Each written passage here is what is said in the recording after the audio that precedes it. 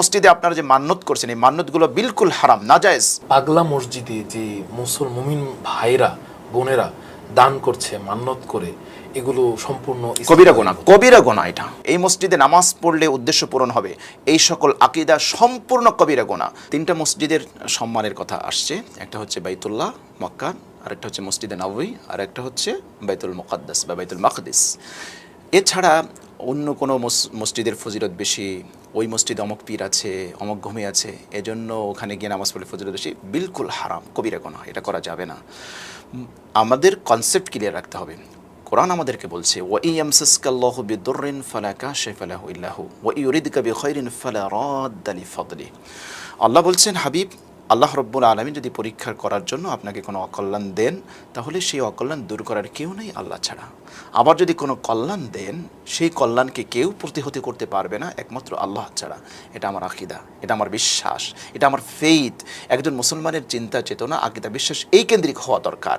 কিন্তু আমি আগেই বলেছি, এদেশের মানুষের ধর্মীয় জ্ঞান একেবারে নাই বললেই চলে, যার কারণে মুসলমানরা এটা বিশ্বাস করে, আরে ভাই 1000 মানুষ যদি ওই জায়গায় যায় আর কোনো কিছু মান্যত করে, 2-1 মানুষ তো এমনি ভালো হয়। 1000 মানুষের জ্বর হয়েছে, 2 দিন পরে তো এমনি 2 জন ভালো হয়ে যাবে। তো হলো কি যে আমি ওই জায়গায় গেলাম, এই জন্য ভালো হয়েছি। আমরা স্পষ্ট বার্তা দিই আজকের উম্মাহ গাইডেন্সের এই মঞ্চ থেকে, এই স্টুডিও থেকে আমরা স্পষ্ট বার্তা দিতে চাই, প্রিয় ভাই আমার, প্রিয় বোন আমার, ওই কোনো মসজিদে মান্যত করা জায়েজ নাই, কোনো মাজারে মান্যত করা বিলকুল জায়েজ নেই, নাজায়েজ। একমাত্র মান্যত করতে হবে আল্লাহর জন্য। মান্যতের টাকা পয়সাগুলো যারা জাকাত খেতে পারে শুধুমাত্র তাদেরকে দিতে হবে। এমনকি মসজিদেও মান্যতের টাকা দেওয়া যাবে না, মান্যতের টাকা দিতে হবে গরিব মিসকিনকে। কিন্তু আপনি ওই জায়গায় গিয়ে আপনার কষ্টের অর্জিত সম্পদগুলো আপনি ওইখানে ব্যয় করছেন, কাল কিয়ামতের ময়দানে আল্লাহর কাছে কিন্তু আপনার প্রত্যেকটি টাকা পয়সার পাই টু পাই হিসাব কিন্তু আল্লাহর আদালতে আপনাকে দিতে হবে। তাহলে এখানে কি আমরা নাম ধরেই বলতে পারি যে পাগলা মসজিদে যে মুমিন ভাইরা বোনেরা দান করছে মান্নত করে, এগুলো সম্পূর্ণ কবিরা গুনাহ, কবিরা গুনাহ এটা। জি, আমরা একদম প্রকাশ্যে একদম উম্মাহকে এই মেসেজটা দিই। আমি মনে করি যে যারা পাগলা মসজিদের দায়িত্বে আছেন, আমরা তাদেরকেও একটা মেসেজ দিতে চাই। এখানে আরো সবচেয়ে ভয়ঙ্কর ব্যাপার হলো, যখন এই দানের মাত্রাটা অনেক বেড়ে গেছে, এখন এটা সরকারি প্রশাসনের মাধ্যমে খুব সুন্দর সুশৃঙ্খলভাবে গাইড করা হচ্ছে। মানে এটা এখন একটা প্রাতিষ্ঠানিক রূপ নিয়েছে এবং আনুষ্ঠানিকভাবে এটা উদযাপনের সাথে কাজটা করা হচ্ছে। আমি সেই দিকে ইঙ্গিত করছি, যারা ওই পাগলা মসজিদ কেন্দ্রিক যে সকল হক্কানি ওলামায়ে কেরাম আছেন, আপনাদেরকেও স্পষ্ট বার্তা দিতে হবে যে আপনারা এইখানে, আমি আমার একটা অভিজ্ঞতা বলি। আমি গত বছর কিশোরগঞ্জের পাগলা মসজিদের পাশেই বৃহস্পতিবার রাত্রে আমি ওখানে একটা মাহফিলে গিয়েছিলাম। তো মাহফিল যখন শেষ হলো রাত 12টার দিকে, এখানের স্থানীয় যুবকরা আমাকে যখন এগিয়ে দিতে আসলো, তো পাগলা মসজিদের পাশ দিয়ে আমরা হেঁটে আসছিলাম। তো আমি দেখলাম যে অনেকগুলো গাড়ি সারি সারি দাঁড়িয়ে আছে। তো আমি জিজ্ঞেস করলাম, আচ্ছা আজকে এই জায়গায় এত মানুষ কেন? তো ওরা বললো যে এই মানুষগুলো এখানে জুম্মা পড়তে এসছে। আমি বললাম, জুম্মা তো আগামীকাল, তো এখন রাত 12টা বাজে, এখন গাড়ি কেন? আগামীকাল এখানে জায়গা পাবে না, এজন্য এখানে চলে আসছে। তো মানুষের কনসেপ্টটা, আকীদাটা কীভাবে পচন ধরেছে, এজন্য এই জায়গাটায় হক্কানি ওলামায়ে কেরাম যারা আছেন, আপনারা যারা পাগলা মসজিদ কেন্দ্রিক আছেন, আমি আপনাদের কাছে বিনীত অনুরোধ করব, মেসেজটা জুমার দিন আপনারা এই বার্তাটা দেন যে এই মসজিদে সওয়াব বেশি, এই মসজিদে নামাজ পড়লে উদ্দেশ্য পূরণ হবে, এই সকল আকীদা সম্পূর্ণ কবিরা গুনাহ, অনেক ক্ষেত্রে শিরক পর্যায়ে চলে যাবে।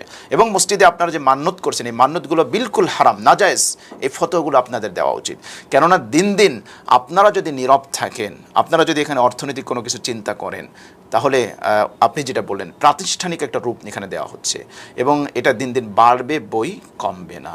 সুতরাং হক্কানি ওলামায়ে কেরাম, আপনাদের দায়িত্ব, কর্তব্য হচ্ছে সঠিক মেসেজ, বার্তাগুলো জনগণকে দেওয়া। জনগণ ভুল পথে গেলে আপনারা রসুলের 2টা সিফত ধারণ করেন। রসুল সাল্লাল্লাহু আলাইহি ওয়াসাল্লাম বাশির ছিলেন, নাজির ছিলেন। কোরআন রসুলকে বাশির বলেছে, নাজির বলেছে। জান্নাতের সুসংবাদ যেরকম দিবে, ঠিক একই পথে ভুল পথে গেলে বার্তাটাও দেবে।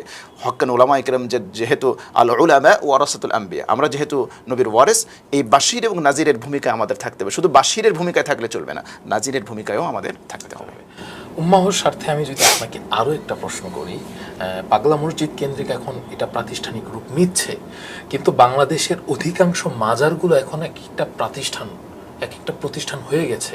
দেখা যাচ্ছে মাজার কেন্দ্রিক একটা কমিটি থাকে, সেই কমিটি প্রত্যেক বছরের ইজারা বিক্রি করে। সেই মাজার থেকে যে মান্যতের গরু আসে, ছাগল আসে এবং বিপুল পরিমাণ অর্থ আসে, সেই সবগুলো একটা কমিটি ইজারা দিয়ে দেয়। সেই ইজারাদার সারা বছরের এগুলো নিজে সংগ্রহ করে নিজের লোকদেরকে দিয়ে বছর শেষে সেই মাজার কমিটিকে সে একটা অর্থ দান করে। তো এই যে একটা প্রাতিষ্ঠানিক রূপ, এটা কি একজন আল্লাহ ওলি কেন্দ্রিক হতে পারে? এখন আমি যদি আরেকটু বলি যে শাহজালাল রহমতুল্লাহ আলাই আমাদের বাংলাদেশের, আমাদের জন্য একজন গর্ব। আমরা যাকে নিয়ে আল্লাহর কাছে মানে গর্ব করতে পারবো যে আমাদেরকে আল্লাহ উপমহাদেশ ইসলাম প্রচারের জন্য তার যে ভূমিকা, উসিলা হিসেবে আমাদেরকে এনেছেন। এই মানুষটাকে পাশে শুয়ে রেখে আমরা দিনের সব গর্হিত কাজগুলো করে যাচ্ছি। পাশে গাজার আসর বসছে, গানের আসর বসছে, সব মাজার, বাংলাদেশের অধিকাংশ মাজারগুলোতে এখন এমন হচ্ছে। এবং এই যে আমি যেটা বললাম প্রাতিষ্ঠানিক রূপ দিয়ে এখন টাকার যে ব্যাপারগুলো থাকে, আপনি মান্যত করছেন আপনার ছেলে পরীক্ষায় পাশ করলে আপনি 1000 টাকা দিবেন, আপনি ওই টাকাটা দিয়ে আসছেন। এই টাকাটা কোথায় যাচ্ছে? এই টাকাটা যাচ্ছে ইজারাদার যে আছে তার পকেটে। সে তার লোকদেরকে নিয়ে সব তার ফ্যামিলি চলছে এবং সেই ইজারাদার বছরের শেষে সেই মাজার কমিটিকে টাকা দিচ্ছে। আর সেই কমিটি দেখা যাচ্ছে যে সরকারি যারা থাকেন, এমপি বা ওই এলাকার কোনো সুনামধন্য নেতা, তারাই থাকে সেই মাজারের কমিটিতে। তো এখন তো একটা প্রাতিষ্ঠানিক রূপ নিয়েছে। এখন আপনি এই উম্মা গাইডেন্সের মঞ্চ থেকে এত বড় একটা শক্তির বিরুদ্ধে আপনি শরীয়ত কি বলছে? আমি প্রথমে একটু লজিক বলি। যারা মাজারের টাকা দিচ্ছে, আচ্ছা ধরে নিলাম যিনি ওখানে ঘুমিয়ে আছেন তার দুইটা অবস্থা। একটা হচ্ছে যে তিনি আল্লাহর ওলি ছিলেন, আল্লাহ তাকে জান্নাত দিয়েছেন। আরেকটা হচ্ছে তিনি আসলে আল্লাহর ওলি না, ভণ্ড, প্রতারক। আমি দর্শকদেরকে বলছি যারা টাকা দিচ্ছে তাদেরকে বলছি, আচ্ছা আপনি মাজারে কেন টাকা দিচ্ছেন? ওই লোকটা যদি সত্যি ভালো মানুষ হয়ে থাকে, আল্লাহ তো তাকে জান্নাত দিয়ে দিয়েছেন, আপনার এই টাকা তো তার কোনো উপকারে আসছে না, টাকার কোনো প্রয়োজন আপনার নাই। ওই লোকটা যদি গুনাহগার হয়, তো আপনি মাজারে টাকা ফেলে ওই লোকটার কি কোনো উপকার করতে পারবেন? কোনো উপকার করতে পারবেন না। তাহলে আপনি টাকাটা দিচ্ছেন কেন? আর আপনার এই টাকাটা কোথায় যাচ্ছে? এই টাকাটা যাচ্ছে যারা মাজার পরিচালনা করছে, এবার ওই সিন্ডিকেটের হাতেই যাচ্ছে। এই টাকাটা দিয়ে আপনার কষ্টে অর্জিত টাকা আপনি এমন জায়গায় ব্যয় করছেন যে খাতটা শরিয়ত অ্যালাউ করে না।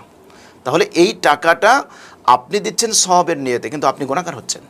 আপনাকে এই টাকার হিসাব তো আল্লাহর কাছে দিতে হবে।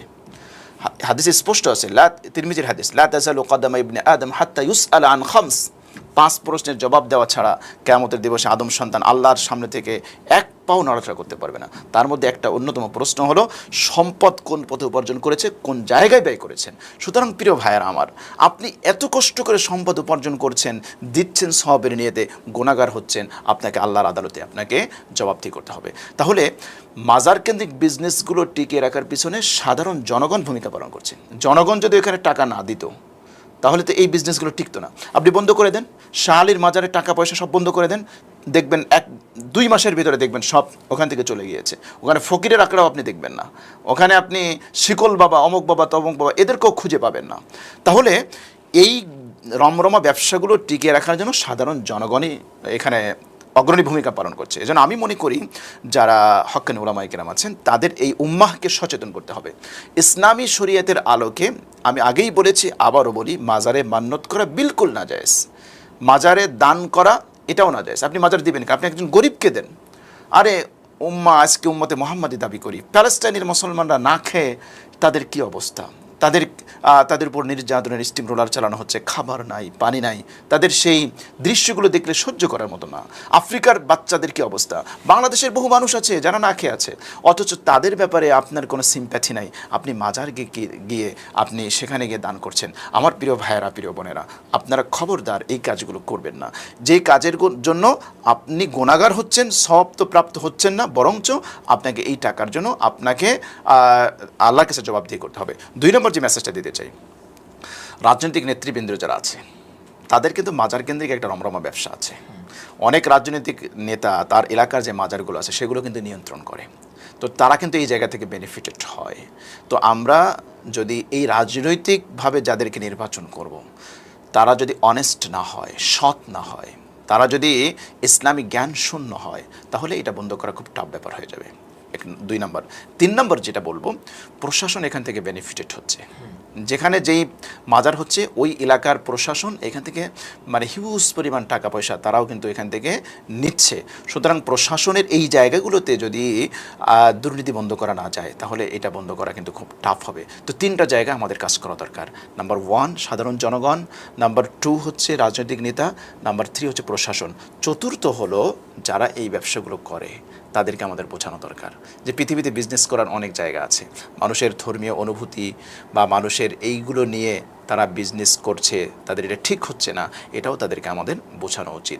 যদি আমরা এটা কাজ করি তাহলে দুইভাবে কাজ করতে পারবো, একটা হচ্ছে ব্যক্তিগতভাবে আর একটা হচ্ছে সরকারিভাবে। প্রশাসন বা সরকারিভাবে সরকার যদি উদ্যোগ গ্রহণ করে যে এই জায়গাগুলোতে অকারেন্স হচ্ছে, বিভিন্ন ধরনের মাদক সেবন হচ্ছে বা শরীয়তের নামে শরীয়ত বিরোধী কর্মকাণ্ড এখানে হচ্ছে, ওরসের নামে এখানে নানা ধরনের অসামাজিক কর্মকাণ্ড এখানে হচ্ছে, এগুলো বন্ধ করা দরকার। সরকার যদি উদ্যোগ গ্রহণ করে তাহলে এটা খুব সহজেই এটা বন্ধ করা সম্ভব।